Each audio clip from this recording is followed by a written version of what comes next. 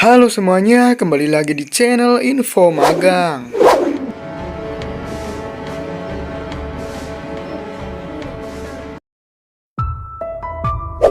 Pada bulan Agustus 1945, Amerika Serikat menjatuhkan bom atom di dua kota Jepang, yaitu Hiroshima dan Nagasaki. Menandai tahap akhir Perang Dunia Kedua, Amerika Serikat mendapatkan persetujuan Britania Raya atau Inggris untuk menjatuhkan senjata tersebut, yang sebagaimana tertuang dalam perjanjian Quebec. Operasi ini menewaskan sedikitnya 129.000 jiwa dan merupakan penggunaan senjata nuklir pertama dan satu-satunya dalam sejarah. Pada tahun terakhir Perang Dunia Kedua, Sekutu bersiap-siap melancarkan serbuan ke daratan Jepang yang memakan biaya besar. Amerika Serikat sebelumnya melaksanakan kampanye pengoboman yang meluluh lantahkan banyak kota di Jepang. Perang di Eropa selesai setelah Jerman Nazi menandatangani instrumen penyerahan diri pada tanggal 8 Mei 1945. Akan tetapi, Jepang menolak memenuhi tuntutan Sekutu untuk menyerah tanpa syarat. Perang Pasifik pun berlanjut bersama Britania dan Tiongkok. Amerika Serikat meminta pasukan Jepang menyerah dalam deklarasi Potsdam tanggal 26 Juli 1945 atau menghadapi kehancuran cepat dan besar. Jepang mengabaikan ultimatum tersebut. Pada bulan Juli 1945, proyek Manhattan yang dirintis Sekutu berhasil melaksanakan pengujian bom atom di Grun, New Mexico. Mereka memproduksi senjata nuklir berdasarkan dua rancangan pada bulan Agustus, 509th Composite Group, dari pasukan udara Angkatan Darat Amerika Serikat. Dilengkapi dengan Boeing B-29 Superfortress khusus versi Silver Plate yang mampu mengangkut bom nuklir dari Tinian di Kepulauan Mariana.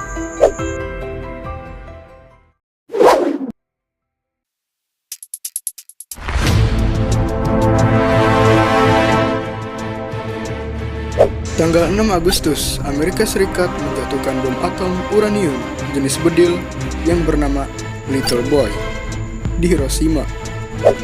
Presiden Amerika Serikat, Harry S. Truman, meminta Jepang menyerah 16 jam kemudian dan memberi peringatan akan adanya hujan reruntuhan dari udara yang belum pernah terjadi sebelumnya di muka bumi.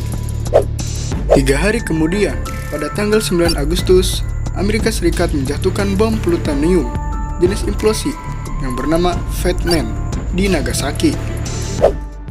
Dalam kurun 2-4 bulan pertama setelah pengoboman terjadi, dampaknya menewaskan 90.000 sampai 146.000 orang di Hiroshima dan 39.000 sampai 80.000 di Nagasaki.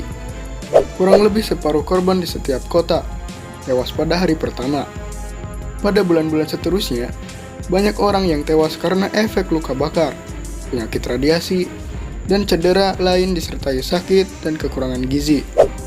Di dua kota tersebut, sebagian besar korban tewas merupakan warga sipil, meskipun terdapat garnisun militer besar di Hiroshima. Tanggal 15 Agustus, 6 hari setelah pengoboman Nagasaki dan Uni Soviet menyatakan perang, Jepang menyatakan menyerah kepada Sekutu. Tanggal 2 September, Jepang menandatangani instrumen penyerahan diri yang otomatis mengakhiri Perang Dunia Kedua. Pengaruh pengoboman ini terhadap penyerahan diri Jepang dan alasan etisnya masih diperdebatkan sampai sekarang.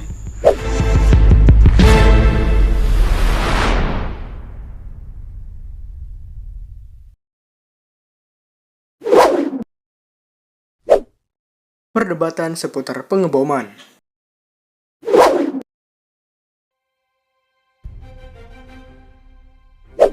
Peran pengoboman dalam penyerahan diri Jepang dan pembenaran etis oleh Amerika Serikat telah menjadi topik perdebatan di kalangan ilmuwan dan masyarakat selama bertahun-tahun. G. Samuel Walker menulis dalam tinjauan historiografinya bulan April 2005, kontroversi seputar penggunaan bom tampaknya masih akan terus berlanjut. Ia menulis bahwa permasalahan mendasar yang memecah belah para ilmuwan selama nyaris 40 tahun adalah peluru. Tidaknya penggunaan bom demi meraih kemenangan perang di Pasifik sesuai yang diinginkan Amerika Serikat. Pada pendukung umumnya menegaskan bahwa kedua peristiwa pengeboman memicu penyerahan diri Jepang dan mencegah jatuhnya korban di dua sisi pada masa operasi Downfall. Salah satu kalimat terkenal, 100 juta orang penduduk Kekaisaran Jepang siap mati untuk kaisar dan bangsanya, berfungsi sebagai slogan pemersatu bangsa. Namun kalimat tersebut sebenarnya merupakan pendamping perasa. 10.000 tahun dalam memoirs yang ditulis Truman tahun 1955, ia menyatakan bahwa bom atom mungkin telah menyelamatkan 500 juta prajurit Amerika Serikat. Perkiraan jumlah korban serbuan sekutu ke Jepang yang rencananya dilaksanakan bulan November. Stimson berbicara soal menyelamatkan 1 juta prajurit Amerika Serikat, dan Churchill berbicara soal menyelamatkan 1 juta prajurit Amerika Serikat dan 1,5 juta prajurit Inggris. Para ilmuwan memaparkan sejumlah skenario alternatif yang dapat mengakhiri perang tanpa invasi. Tetapi, skenario tersebut malah akan menewaskan banyak warga Jepang. Para pendukung juga merujuk pada perintah Kementerian Perang Jepang pada tanggal 1 Agustus 1944 yang memerintahkan eksekusi tahanan perang sekutu apabila perkemahan tahanan perang berubah menjadi zona tempur. Para penentang pengeboman menyebutkan beberapa alasan. Keyakinan bahwa bom atom pada dasarnya tidak bermoral. Pengeboman dapat dikategorikan sebagai kejahatan perang. Pengeboman atom tidak perlu dilakukan dari sudut pandang militer. Pengeboman atom tergolong terorisme negara, dan pengeboman dipicu oleh rasisme dan dehumanisasi terhadap bangsa Jepang. Pandangan lainnya yang populer di kalangan kritikus pengeboman dipaparkan oleh Gar Alperovitz pada tahun 1965 dan menjadi pendapat tetap di buku-buku teks sejarah sekolah Jepang. Pandangan tersebut menjelaskan diplomasi atom. Amerika Serikat memakai senjata nuklir untuk mengintimidasi Uni Soviet pada tahap-tahap awal Perang Dingin. Pengeboman atom merupakan bagian dari kampanye pengeboman biasa, konvensional yang sama parahnya. Pengeboman biasa dibarengi pemblokiran laut dan kejatuhan Jerman yang mengakibatkan perpindahan pasukan akan membuat Jepang menyerah pada akhirnya.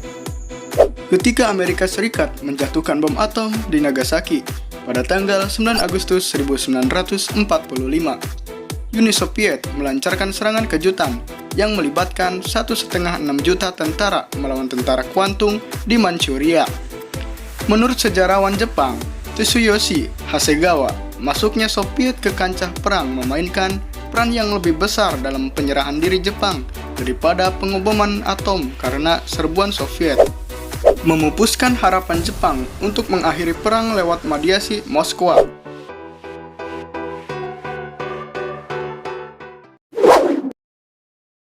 Korban panca serangan.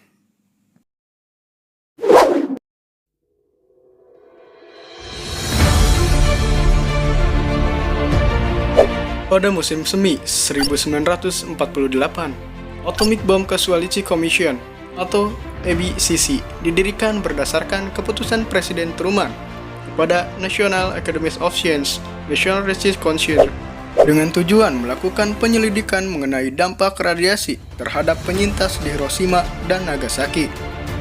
Salah satu penelitian pertama yang dilakukan ABCC adalah kehamilan di Hiroshima dan Nagasaki dan di kota Kendali Kure yang terletak 18 mili atau 29 km di selatan Hiroshima untuk mempelajari kondisi dan hasil kehamilan akibat paparan radiasi. Penelitian yang dipimpin Dr. James V. Neal ini menemukan bahwa jumlah kecatatan kelahiran di kalangan anak-anak penyintas yang hamil saat pengeboman tidak terlalu tinggi. National Academy of Sciences mempertanyakan prosedur Neal yang tidak menyaring populasi Kure atas dugaan paparan radiasi. Di antara kecacatan kelahiran yang diamati peneliti, jumlah kasus malformasi otak di Nagasaki dan Hiroshima termasuk microencephalus dan anencephalus, lebih banyak 2,75 kali lipat daripada jumlah kasus di Kure. Pada tahun 1985, genetikawan manusia dari Universitas Johns Hopkins James V. Crow mempelajari penelitian Neil dan membenarkan bahwa jumlah kecacatan kelahiran di Hiroshima dan Nagasaki tidak terlalu tinggi. Banyak anggota ABCC dan penggantinya, Radiation Effect Research Foundation atau RERF, yang masih mencari potensi kecacatan kelahiran atau penyebab lain di kalangan penyintas beberapa puluh tahun kemudian. Namun, gagal menemukan bukti persebaran kecacatan di kalangan penyintas. Meski penelitian Neil menemukan sedikitnya jumlah kecacatan kelahiran, sejarah Ronald E. Wawasky menulis bahwa Hiroshima mengalami peningkatan jumlah kelahiran mati, kecacatan kelahiran, dan kematian bayi setelah pengoboman atom. Neil juga meneliti masa hidup anak-anak yang selamat dari pengoboman Hiroshima dan Nagasaki. Ia melaporkan bahwa antara 90-95% anak-anak tersebut masih hidup 50 tahun kemudian. Sekitar 1.900 korban tewas akibat kanker dapat ditelusuri penyebabnya pada efek bom atom. Kajian epidemiologi oleh RERF menyatakan bahwa sejak tahun 1950 sampai 2000, 46% penderita leukemia yang meninggal dan 11% penderita kanker padat yang meninggal di kalangan penyintas bom diakibatkan oleh radiasi bom. Persentase tersebut mewakili 200 penderita leukemia dan 1.700 penderita kanker padat.